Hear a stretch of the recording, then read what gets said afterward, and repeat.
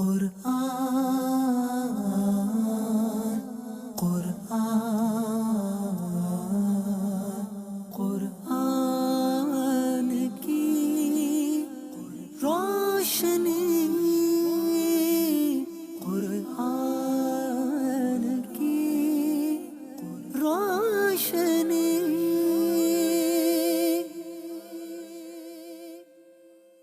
الحمدللہ رب العالمین والصلاة والسلام علی سید المرسلین، اما بعد فاعوذ باللہ من الشیطان الرجیم، بسم اللہ الرحمن الرحیم۔ الصلاة والسلام علیک یا رسول اللہ وعلی آلک واصحابک یا حبیب اللہ۔ الصلاة والسلام علیک یا نبی اللہ وعلی آلک واصحابک یا نور اللہ۔ مدنی چینل کے ناظرین، پروگرام شان نزول میں آپ کو خوش آمدید کہتے ہیں۔ اللہ کریم رب العزت جل وعلا ہم سب کو قرآن مجید فرقان حمید کی خوبصورت تعلیمات کے مطابق زندگیاں گزارنے کی توفیق عطا فرمائے۔ ہمارے پیارے رسول صلی اللہ علیہ وآلہ وسلم کی ذات اقدس پر درود پڑھنے کے بے شمار فضائل و برکات ہیں۔ قرآن میں خود اللہ رب العالمین فرماتا ہے، ان اللہ وملائکتہ یصلون علی النبی، بے شک اللہ اور اس کے فرشتے درود بھیجتے ہیں اس غیب بتانے والے نبی پر۔ یا ایہا الذین آمنوا صلوا علیہ وسلموا تسلیما، اے ایمان والو تم بھی ان پر درود اور خوب سلام بھیجو۔ اس آیت مبارکہ میں اللہ رب العالمین نے مومنوں کو خاص حکم ارشاد فرمایا ہے، اور مومنوں کے حکم دینے سے پہلے یہ فرمایا ہے کہ بے شک اللہ درود بھیجتا ہے، اس کے فرشتے درود بھیجتے ہیں اس غیب بتانے والے نبی پر۔ نبی کا معنی ہی یہ کہ غیب کی خبریں دینے والا، نبی کہتے ہی اسے جو غیب کی باتیں بتائے، غیب کی خبریں دے۔ ہمارا ایمان، ہمارا عقیدہ یہ ہے کہ اللہ نے اپنے پیارے حبیب صلی اللہ تعالی علیہ وآلہ وسلم کو غیب کا علم عطا فرمایا اور غیب کی خبریں عطا فرمائی۔ آپ وہ غیب کا علم اور وہ غیب کی خبریں آپ نے اپنی امت کو بتائیں۔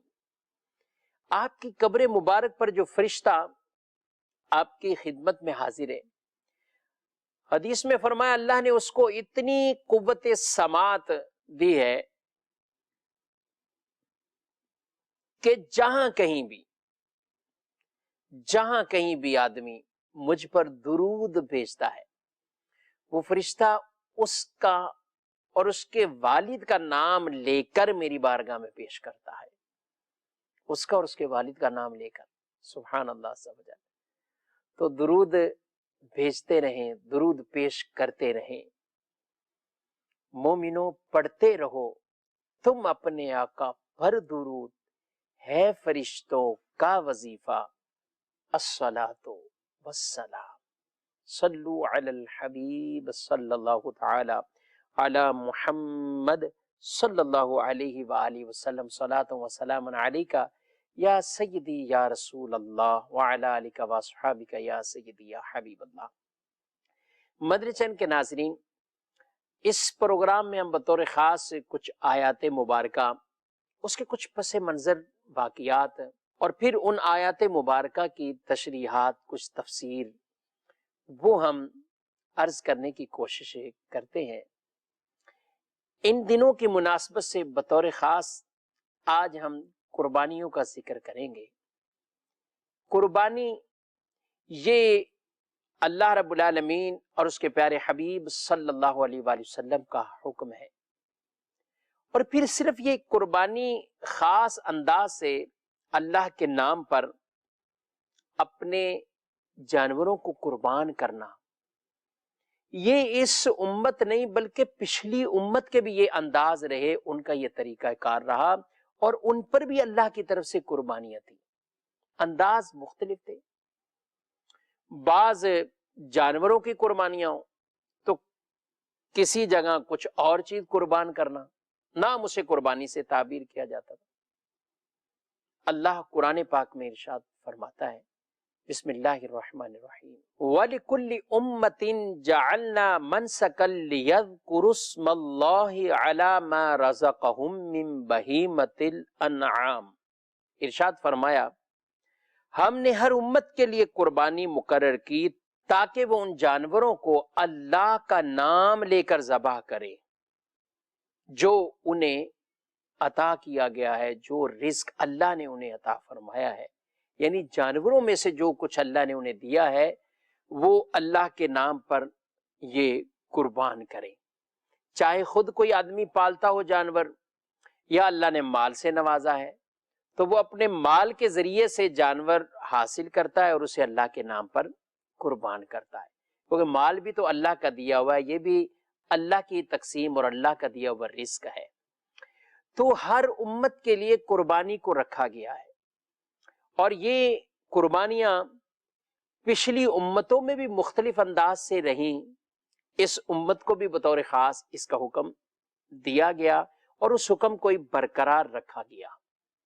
اگرچہ اس خاص قربانی کا پس منظر وہ حضرت ابراہیم علیہ السلام کی اس عظیم قربانی جو حضرت اسماعیل علیہ السلام کو وہ ذبح کرنے کے لیے، قربان کرنے کے لیے آپ مینا کی اس وادیوں میں چلے گئے اور اللہ رب العالمین کے حکم پر اپنے بیٹے کو قربان کرنے کے لیے آپ تیار ہو گئے۔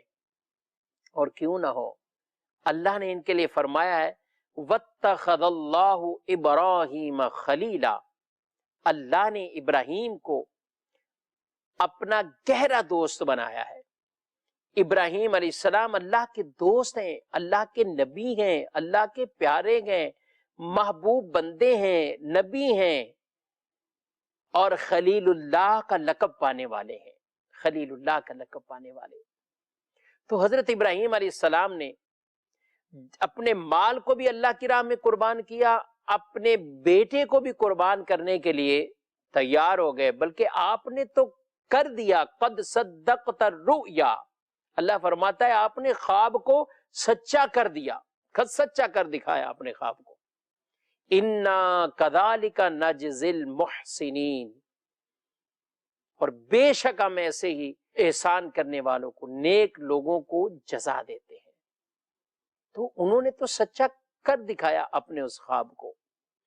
تو ہم جو قربانیاں کرتے ہیں، ان کا تعلق، ان کا پس منظر، تو یہ قربانی وہ عظیم قربانی جو حضرت ابراہیم خلیل اللہ علیہ السلام نے اپنے بیٹے حضرت سیدنا اسماعیل علیہ السلام، جنہیں ابو العرب بھی کہا جاتا ہے، اور نبی پاک صلی اللہ علیہ وآلہ وسلم کا نسب مبارک بھی حضرت اسماعیل علیہ السلام تک وہ پہنچتا ہے، اسماعیل علیہ السلام پھر حضرت ابراہیم علیہ السلام، اس انداز سے۔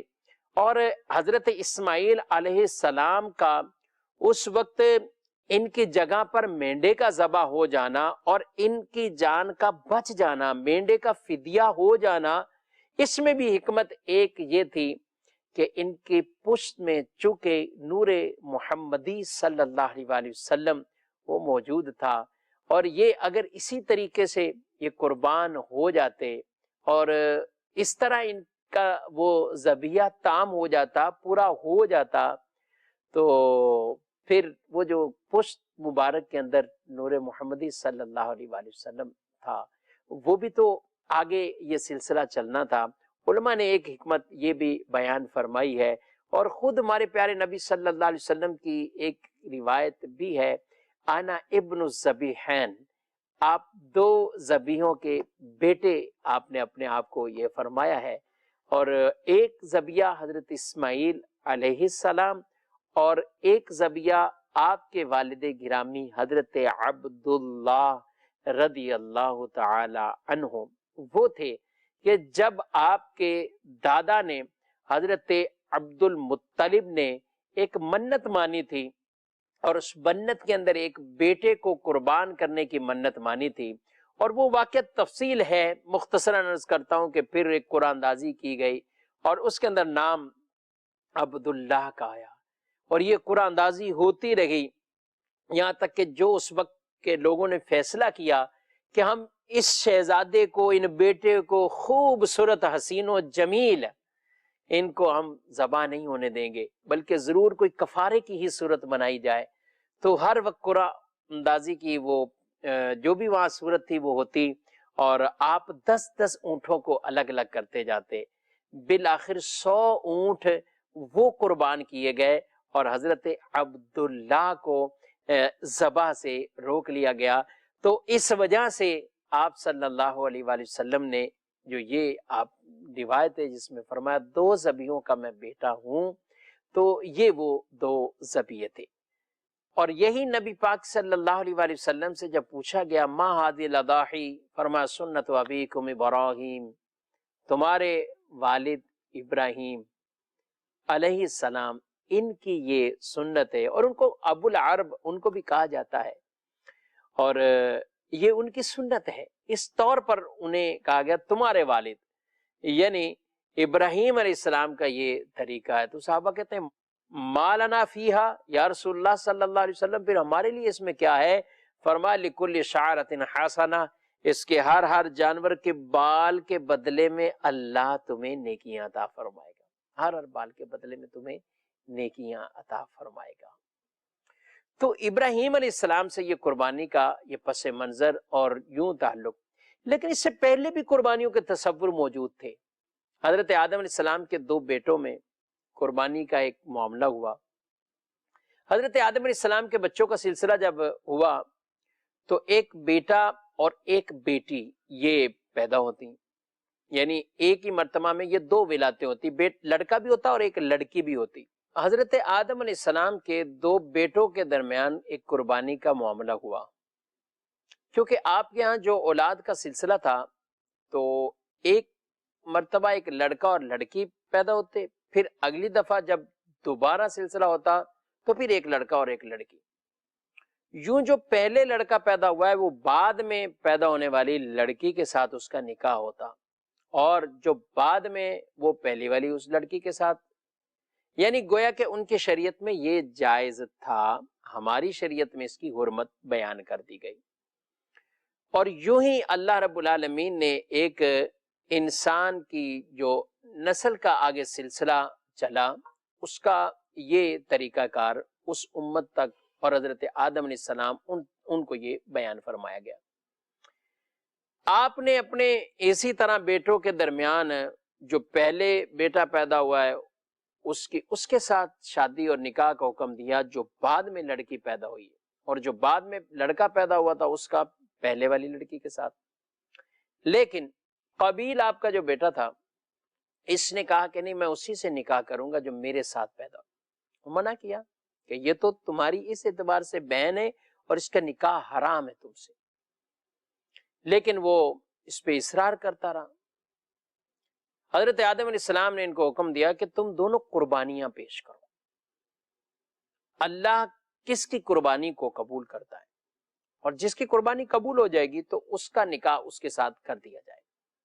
یہ ان کو سمجھانے کے لیے آپ علیہ السلام نے ایک حکم دیا۔ اب ایک تھا قابیل اور دوسرے جو ان کے بھائی جن کو شہید کیا گیا ان کا نام تھا حابیل۔ حابیل کے شروع میں ہا ہے، یعنی اگر آپ اس اعتبار سے یاد رکھنا چاہیں تو ہلاک ہونا، ان معنوں میں یوں کر کے آپ اسے یاد کر لیں، قابیل یعنی جو قاتل تھا، قاف شروع میں قاتل۔ تو جب انہوں نے قربانیاں دیں تو اب اللہ رب العالمین نے کیا بیان فرمایا، آئیے قرآن سنتے ہیں۔ فرمایا وَاتْلُ عَلَيْهِمْ نَبَأَ بَنِي آدَمَ بِالْحَقِّ، اور انہیں پڑھ کر سناؤ آدم علیہ السلام کے 2 بیٹوں کی سچی خبر۔ اذ قربا قربانا فتقبل من احدهما ولم يتقبل من الاخر۔ ارشاد فرمایا کہ جب ان دونوں نے قربانیاں پیش کی اللہ کی بارگاہ میں تو ایک کی قبول ہوئی اور دوسرے کی قبول نہیں کی گئی، دوسرے کی قبول نہیں کی گئی۔ تو قربانی کی ایک کی قبولی دوسرے کی قبول نہیں ہوئی، اور اس قبولیت کی علامت یہ تھی کہ آسمان سے ایک ایسی آگ اترتی جو اس چیز کو کھا جاتی، جس کو کھا جائے تو وہ قبول ہو جاتی تھی۔ اور وجہ قبولیت کیا تھی؟ ارشاد فرمایا انما یتقبل اللہ من المتقین، بے شک اللہ متقین سے قبول فرماتا ہے، جو اللہ سے ڈرنے والے، پرہیزگار، تقوی اختیار کرنے والے، ان سے اللہ اعمال کو قبول فرماتا ہے۔ قربانی بھی ایک عمل ہے اور وہ اللہ ان سے قبول فرماتا ہے۔ لہذا آج بھی جو اللہ کی بارگاہ میں قربانیاں دے رہے ہوں تو اپنے دلوں میں تقوی، پرہیزگاری، اللہ کا خوف، اللہ کا ڈر یہ ہونا چاہیے کہ ہم اللہ کے حضور یہ قربانیاں پیش کر رہے ہیں، اللہ کی بارگاہ میں اس طرح قربانیاں دے رہے لیکن تقوی کے ساتھ، کیونکہ رب عز و جل تقوی پر ہی ہمیں نیکیاں عطا فرمائے گا۔ اللہ فرماتا ہے قرآن مجید میں لن ینال اللہ لحومها ولا دماؤها ولکن ینالہ التقوی منکم، اللہ کو ہرگز ان جانوروں کا خون نہیں پہنچے گا، ان کا گوشت نہیں پہنچے گا، وَلَٰكِن يَنَالُهُ التَّقْوَىٰ مِنْكُمْ، لیکن تمہاری طرف سے تقوی پہنچے گا جس پر اللہ تمہیں یہ ثواب عطا فرمائے گا۔ یعنی مطلب یہ ہوا کہ وہ تقوی ہے کہ جس کی وجہ سے یہ عمل درجہ قبولیت میں جاتا ہے اور پھر اللہ اس پر ثواب عطا فرماتا ہے۔ اور تقوی کے بغیر عمل کی قبولیت ہو جانا، تقوی کے بغیر انسان کسی نیک عمل میں کامیاب ہو جائے، یہ بہت مشکل ترین امر ہے کہ تقوی کے بغیر انسان اللہ کا قرب حاصل کر جائے، تقوی کے بغیر انسان وہ اللہ کا محبوب بندہ بن جائے، اپنے اعمال کی قبولیت کروا لے تقوی کے بغیر، ایسا نہیں ہے۔ رب عز و جل جگہ بجگہ قرآن پاک میں تقوی اختیار کرنے کا حکم دیتا ہے۔ یا ایھا الذین آمنوا اتقوا اللہ وذروا ما بقی من الربا، اے ایمان والو اللہ سے ڈرو، چھوڑ دو جو کچھ سود باقی ہے۔ یا ایھا الذین آمنوا اتقوا اللہ حق تقاتہ ولا تموتن الا وانتم مسلمون، اے ایمان والو اللہ سے ڈرو جیسا ڈرنے کا حق ہے، اور تم ہرگز نہ مرنا، ہرگز تمہیں موت نہ آئے مگر کس حالت میں؟ اور ہرگز تم نہ مرنا مگر ایمان کی حالت میں، یعنی تمہیں موت آئے تو ایمان والی ہو، اسلام والی وہ موت ہو۔ یا ایھا الذین آمنوا اتقوا اللہ ولتنظر نفس ما قدمت لغد، اے ایمان والو اللہ سے ڈرو اور ہر نفس جانے کہ اس نے آگے کیا بھیجا ہے، کل کے لیے اس نے کیا بھیجا ہے۔ واتقوا اللہ، اور اللہ سے ڈرو۔ ان اللہ خبیر بما تعملون، بے شک اللہ خبردار ہے، جاننے والا ہے جو کچھ تم کرتے ہو۔ تو تقوی کا اس کے ساتھ بڑا ایک بنیادی تعلق ہے۔ قربانیوں کی قبولیت وہ تقوی پر وہ منحصر ہے، یعنی جس آدمی کے اندر تقوی ہو، رب کا خوف ہو، خشیت اسے مل جائے، اللہ ایسے مومنوں کی نمازوں کی بھی تعریف فرماتا ہے اور ان کی کامیابیوں کو بیان کرتے ہوئے ارشاد فرماتا ہے قد افلح المؤمنون الذین هم فی صلاتهم خاشعون، کہ بے شک کامیاب ہوئے وہ مومن، کون سے؟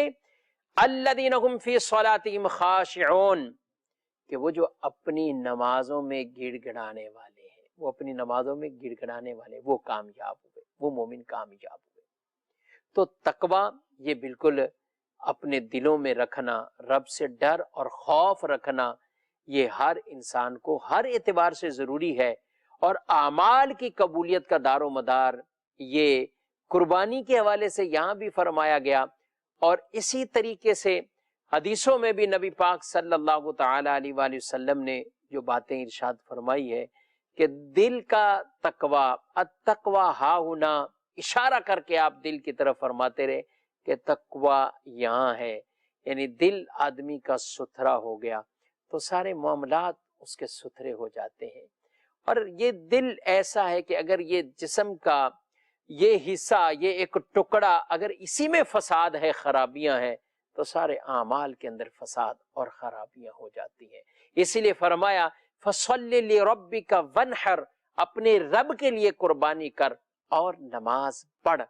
یعنی رب کی رضا، چاہے آدمی حج کر رہا ہو، عمرہ کر رہا ہو، صدقہ کر رہا ہو، اس میں لوگوں کے ساتھ احسان مندی نہیں، قربانی پر تعاون کرتے ہیں لیکن کسی کو جتلانا نہیں، قربانی پہ کسی کو کھلاتے ہیں لیکن کسی کو جتلانا نہیں، کسی کے ساتھ احسان مندی مالی طور پر کرے تو اس کو ایسا احسان جتلانا نہیں، نہ اذیت پہنچانی ہے کہ اللہ ہمارے عملوں کو ہی معاذ اللہ برباد کر دے، نہیں، نیکی کریں تو پھر اس انداز سے ہو، وہ نیکی جو اللہ کو پسند ہو، اللہ کے محبوب صلی اللہ علیہ وسلم کو پسند ہو، انداز پھر وہ اختیار کیا جائے، اور وہ انداز یہی ہے کہ ہماری وجہ سے کسی کو، جس کو مدد پہنچتی ہے، اسے کوئی تکلیف نہ پہنچے۔ یا ایھا الذین آمنوا لا تبطلوا صدقاتکم بالمن والاذی، ارشاد فرمایا اے ایمان والو، اپنے صدقے ضائع نہ کرو، احسان جتلا کر اور اذیت پہنچا کر، کسی کو تکلیف دے کر، یہ اپنے صدقے باطل نہ کرو، ضائع نہ کرو۔ یہ نیکیاں ہیں تو اس نیکیوں کو بچا کر رکھو، اپنا پسندیدہ مال اللہ کی راہ میں وہ خرچ کرتے رہیں تو رب تعالی یہ بہت محبوب عمل رکھتا ہے اور اسے پسند فرماتا ہے۔ تو میں عرض کر رہا تھا، آدم علیہ السلام کے بیٹے کی جو قربانی قبول ہوئی، اللہ نے فرمایا وہ متقین کی قبول فرماتا ہے، تقوی اور پرہیزگاری اختیار کرنے والوں کی قربانیاں بھی قبول کرتا ہے، ان کے اعمال کو بھی قبول فرماتا ہے۔ تو تاریخ انسانی میں سب سے پہلی قربانی کا یہ وجود، پھر آگے مختلف انداز رہے، سلسلے رہے، قربانیاں ہوتی رہی، کوئی حقیقی طور پر، کوئی معنوی طور پر، کوئی گندم یا اناج اس طرح کی چیزیں بھی پیش کر کے قربانیاں کرتے تھے، کوئی حقیقی جانوروں کو ذبح کر کے، اور رب عز و جل نے بطور خاص جو ہر امت کے لیے فرمایا، ان کے جانوروں کو وہ ذبح کرنے کے لیے فرمایا۔ وَلِكُلِّ أُمَّةٍ جَعَلْنَا مَنْسَكًا لِيَذْكُرُوا اسْمَ اللَّهِ عَلَى مَا رَزَقَهُم مِّن بَهِيمَةِ الْأَنْعَامِ، کہ ہر امت کے لیے ہم نے قربانی کو رکھا ہے کہ وہ اللہ کا نام لے کر اپنے جو اللہ نے انہیں رزق دیا ہے ان جانوروں میں سے کسی کو وہ ذبح کریں۔ قربانی یہ آدمی جب پیش کرتا ہے اللہ کی بارگاہ میں، ارشاد فرمایا گیا ہے خوش دلی سے کرو، خوش دلی سے کرو، کہ یہ قربانی کے جانور قیامت کے دن اپنے سینگوں، بالوں، کھروں کے ساتھ آئیں گے، اور یہ ہمارے نامہ اعمال کے اندر بڑھوتری کا، نامہ اعمال بڑھانے کا یہ ذریعہ اور سبب بن جائیں گے۔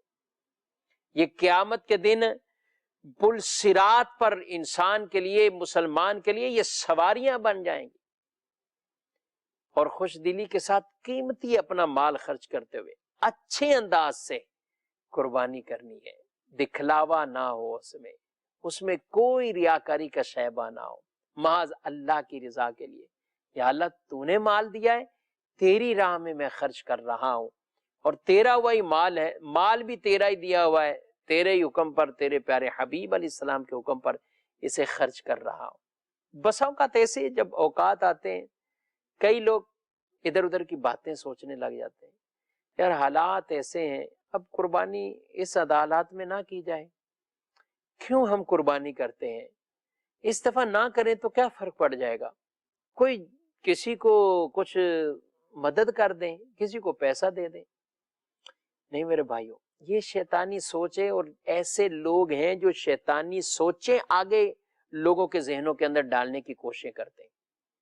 آپ ایسے کی گفتگو سنیں کہ جس کی گفتگو سننے کے بعد دین کے احکامات یا انبیاء کرام، صحابہ کرام، اولیاء اعظام، ان کے بارے میں دل کے اندر محبت پیدا ہو، ایسے کی گفتگو سنیں، اور ایسے کی گفتگو بالکل نہ سنیں کہ دین کے احکامات کے حوالے سے معاذ اللہ دل کے اندر کچھ ایسی نیگیٹو وہ سوچ پیدا ہو۔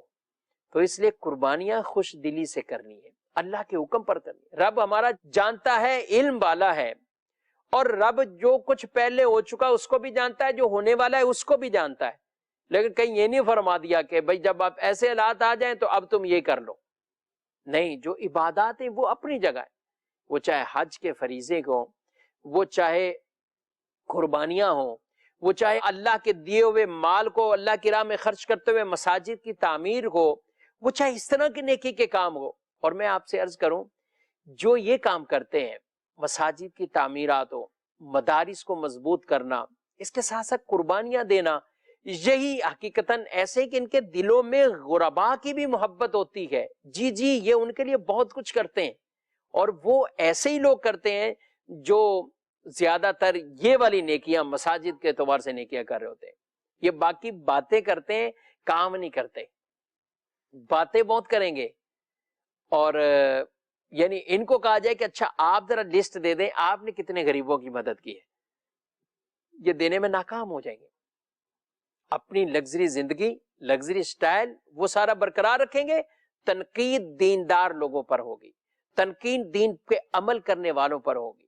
تو اس لیے جب مقصد ثواب گئے تو یہاں ثواب اسی طرح ہی ہے کہ جو اللہ کے رسول صلی اللہ علیہ وسلم نے فرما دیا کہ یوم نہر 10 ذوالحجہ کو اللہ کے نزدیک اراقۃ الدم یعنی خون بہانے سے بڑھ کر کوئی عمل محبوب نہیں ہے.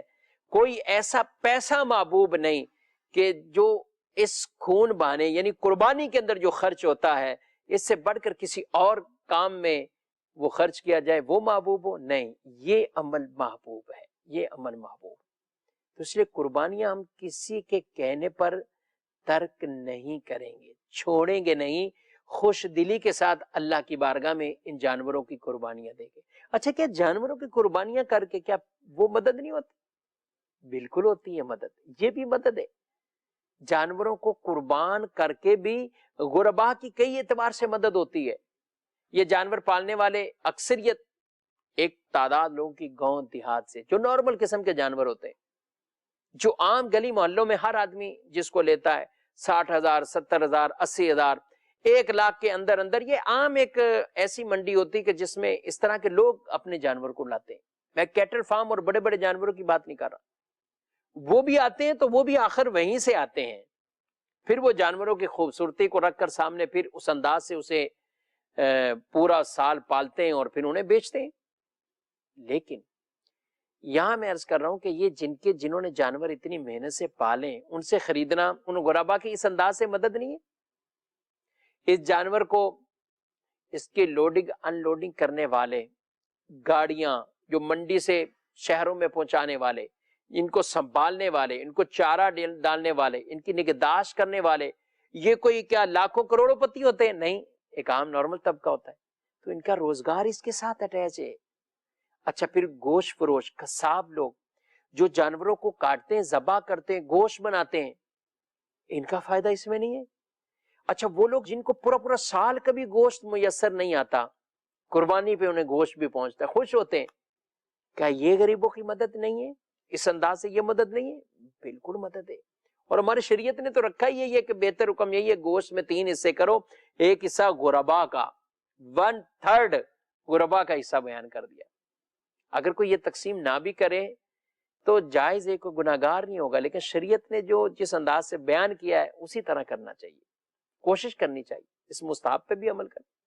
3 حصے یہاں خود بھی کھائیں، ایک حصہ ایک عزیزوں کو بھی دے دیں. تو یہ بھی تو غربا کی ایک مدد کا ایک انداز ہے. اس قربانی کے جانوروں کی کھالیں ہیں، اس سے ہمارے چمڑے تیار ہوتے ہیں، اس چمڑے سے کتنی چیزیں وہ تیار ہوتی ہیں. تو یہ روزگار میں یا معیشت کے اندر کمی کا سبب نہیں، اس میں بڑھوتری ہی ہوتی ہے میرے بھائیوں. تو اس لیے جو لوگ اس طرح کا وہم ڈالتے گے ان کے وسوسے کو شیطانی خیال کرتے ہوئے جھٹک دیجئے اور اپنی توجہ اللہ اور اس کے پیارے رسول صلی اللہ علیہ وسلم کے حکم کی طرف رکھیے کہ یہ تو مجھے رب کا حکم ہے اور میں اللہ کی رضا کے لیے یہ اپنا جانور اللہ کے نام پر قربان کر رہا ہوں. مدرسین کے ناظرین، یہ کچھ مختلف انداز سے ہم قربانیوں کے پس منظر وہ سماعت کیے اور اس امت کے لیے کیا فضیلتیں ہیں وہ سنی. آئیے چلتے ہیں ساتھ اس قرآنی واقعے کی طرف کہ جو بطور خاص حضرت ابراہیم علیہ السلام کے ساتھ وہ پیش آیا اور مختصراً ہم وہ آیات مبارکہ، ان کا ترجمہ اور اس واقعے کا بھی کچھ پس منظر وہ سنتے ہیں۔ اللہ رب العالمین قرآن پاک میں ارشاد فرماتا ہے، فَلَمَّا بَلَغَ مَعَهُ السَّعْيَ قَالَ يَا بُنَيَّ إِنِّي أَرَىٰ فِي الْمَنَامِ أَنِّي أَذْبَحُكَ فَانظُرْ مَاذَا تَرَىٰ۔ اور جب حضرت اسماعیل علیہ السلام باپ کے ساتھ دوڑنے کے قابل ہو گئے، حضرت ابراہیم علیہ السلام یہ ان کو 99 سال ان کی جب عمر تھی، اور یاد رکھیے ان کے ہاں ولادت کا یہ سلسلہ وہ بڑھاپے میں ہوا، اور پھر 99 سال جب یہ عمر ہے تو اس وقت یہ خواب بھی ان کو آ رہے، اور وہ خواب ایک دن، 2 دن، پھر تیسرے دن، اور اس کے اندر آپ نے جب یہ دیکھا کہ میں اپنے بیٹے کو ہی ذبح کر رہا ہوں، جس بیٹے کو آپ نے دعائیں مانگ مانگ کر اللہ سے لیا ہے اور اللہ نے عطا فرمایا، اسی بیٹے کے حوالے سے خواب آ گیا کہ میں اسی کو ذبح کر رہا ہوں۔ نبی کا خواب حق سچ ہے، کیونکہ وحی کا ایک واسطہ اور ذریعہ وہ نبی کا خواب ہوتے۔ تو کہا جب اسماعیل علیہ السلام اس عمر کو پہنچے، تفسیروں میں یہ عمر 12-13 سال بھی بیان کی ہے، مختلف اقوال ہیں، اس عمر کو پہنچے کہ وہ ان کے ساتھ دوڑنے قابل ہو گئے، چلنے پھرنے کے قابل ہو گئے، تو انہوں نے کہا یا بنی انی اریٰ فی المنام انی اذبحک فانظر ماذا تری، اے بیٹے میں نے خواب میں دیکھا ہے کہ میں تجھے ذبح کر رہا ہوں، فانظر ماذا تری، تمہاری کیا رائے ہے، تم کیا کہتے ہو؟ قال یا ابت افعل ما تؤمر، کہا کہ اے بجان کر گزریے جو آپ کو امر دیا گیا ہے، جو آپ کو حکم دیا گیا ہے کر گزریے، ستجدنی انشاء اللہ من الصابرین، آپ ضرور مجھے پائیں گے انشاءاللہ صبر کرنے والوں میں سے پائیں گے، آپ وہ کر گزریے جو آپ کو حکم دیا گیا۔ بیان کیا کہ تفسیر کے اندر علماء نے لکھا کہ یہ پوچھنے میں بھی کیا حکمت تھی کہ بیٹے کی رائے سامنے آئے کہ وہ کیا کہتے ہیں، اللہ کا جو حکم تھا وہ تو انہوں نے کرنا ہی کرنا تھا، لیکن بیٹے کی رائے کیا ہے، کیسا وہ بیٹا ہے۔ اللہ اکبر، کہتے ہیں ابا جان آپ کو خواب آیا، بس آپ کر گزریے جو آپ کو حکم دیا گیا، میں صبر کروں گا۔ فلما اسلم وتلہ للجبین ونادیناہ ان یا ابراہیم قد صدقت الرؤیا انا کذالک نجزی المحسنین۔ اور جب باپ اور بیٹے دونوں نے ہمارے لیے حکم پر سر تسلیم خم کر دیا، اور باپ نے بیٹے کو ماتھے کے بل لٹا دیا، اللہ اکبر، وَنَادَيْنَاهُ أَن يَا إِبْرَاهِيمُ، اور ہم نے پکارا اے ابراہیم، قد صدقت الرؤیا، بے شک آپ نے خواب کو سچ کر دکھایا ہے، انا کذالک نجزی المحسنین، اور ہم نیکوکاروں کو ایسا ہی صلہ عطا فرماتے ہیں۔ اور پھر فرمایا گیا ان ھذا لہو البلاء المبین، اور بے شک یہ بہت ہی کھلا امتحان، یہ بڑا واضح اور کھلا امتحان تھا۔ وَفَدَيْنَاهُ بِذِبْحٍ عَظِيمٍ، اور ہم نے ایک بہت بڑا ذبح ان کے فدیے میں دے کر انہیں بچا لیا۔ وَتَرَكْنَا عَلَيْهِ فِي الْآخِرِينَ، اور ہم نے پیچھے آنے والی نسلوں میں ان کا ذکر رکھا۔ سلام علی ابراہیم، ابراہیم پر سلام ہو، ابراہیم پر سلام۔ اب جب حضرت ابراہیم علیہ السلام اللہ کے حکم پر پہلے دن کا خواب، پھر دوسرا، پھر تیسرا، پھر وہ اس یقینی کیفیت اور عزم مصمم کے ساتھ نکلے، بیٹے کو تیار کیا، شیطان نے آ کر ان کی والدہ یعنی حضرت اسماعیل علیہ السلام کی والدہ بی بی ہاجرہ کو بھی وساوس ڈالے. انہوں نے کہا کہ کیا باپ اپنے بیٹے کو ذبح کر سکتا ہے؟ بی بی ہاجرہ نے جواب دیا. شیطان کہتا ہے کہ وہ کر دیں گے. کیوں؟ کیونکہ ان کو اللہ کا حکم ہے. تو انہوں نے کہا کہ اللہ کا اگر حکم ہے تو پھر ایک اسماعیل کیا ہزاروں وہ اللہ کے نام پہ قربان کر دیں. رب کا حکم ہے. شیطان مایوس ہوا. ادھر ان کو آ کے کہتا ہے اور اسی یاد پر وہ کنکریاں شیطان کو ماری گئیں.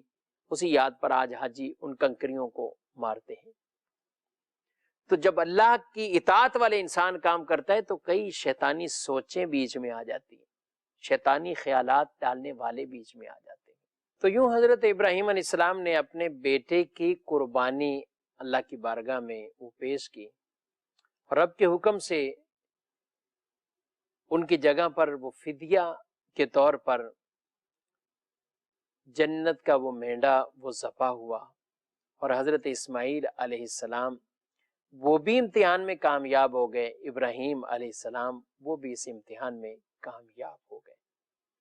ناظرین, یہ ہمیں پیغام اور درس ملتا ہے, جب رب کا حکم ہو تو پھر اللہ کی رضا کے لیے اپنے مال کو بھی, رب کا حکم جانوروں کو قربان کرنے کے لیے تو اپنے جانوروں کو قربان کرنے کا بھی, رب کا حکم جب روزے رکھنے کا ہے تو روزے رکھنے کے اعتبار سے, رب کا حکم جب زکوٰۃ دینے کا ہے تو زکوٰۃ دینے کے اعتبار سے, رب کا حکم جب نماز پڑھنے کے لیے ہے تو نماز پڑھنے کے اعتبار سے, رب کا حکم جب کسی نافرمانی اور گناہ کے کام سے بچنے کے بارے میں ہے تو پھر اس سے بچ کر المختصر ہر چیز میں اپنے نفس کو آگے نہیں بلکہ رب اور اس کے پیارے رسول کے فرامین کو سامنے رکھتے ہوئے ہمیں اپنی زندگیوں کو گزارنا ہے.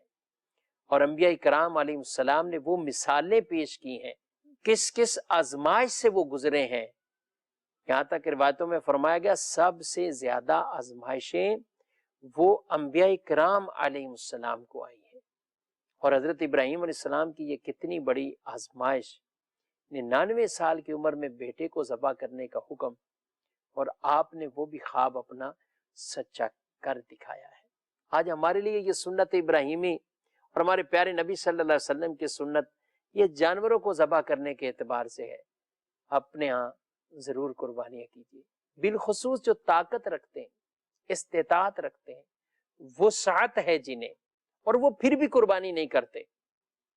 تو ارشاد فرمایا گیا جس کے پاس وسعت ہو اور وہ قربانی نہ کرے, فرمایا ہمارے عیدگاہ کے قریب نہ آئے, وہ ہمارے عیدگاہ کے قریب نہ ہو. یعنی اس قدر اس سے ناراضگی کا اظہار کیا گیا ہے. تو قربانیاں بھی ضرور کیجیے, قربانی کر کے قربانی کے گوشت کے ذریعے سے اللہ کی بارگاہ سے ثواب حاصل کیجیے. یعنی غربا کو دیجیے, رشتہ داروں کو کھلائیے, اس میں کوئی نہیں کہ شریف فقیروں کو ہی دینا ہے. آپ غربا کا ایک حصہ ہے, امیروں کو بھی دیں, اپنے رشتہ داروں کو بھی دیں, اور وہ جو دیں گے حقیقتاً وہی باقی بچے گا. ایک روایت میں نبی پاک علیہ السلام نے اپنی ازواج میں سے ایک سے پوچھا, گوشت سے متعلق پوچھا, تو انہوں نے کہا کہ کچھ باقی ہے, تھوڑا سا باقی, بقیہ سب دے دیا ہے. آپ صلی اللہ علیہ وسلم نے فرمایا باقی وہ ہے جو دے دیا ہے, یعنی آخرت کے لیے باقی وہ ہے جو دے دیا ہے. جو اللہ کے نام پر اللہ کی راہ میں چلا گیا وہ باقی ہی باقی ہے. اللہ کریم ہمیں خوش دلی کے ساتھ قربانیاں کرنے کی توفیق عطا فرمائے. آمین بجاہ النبی الامین صلی اللہ علیہ وآلہ وسلم. قرآن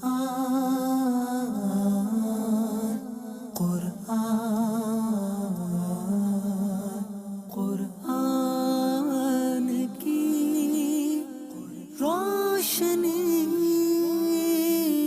قرآن کی روشنی.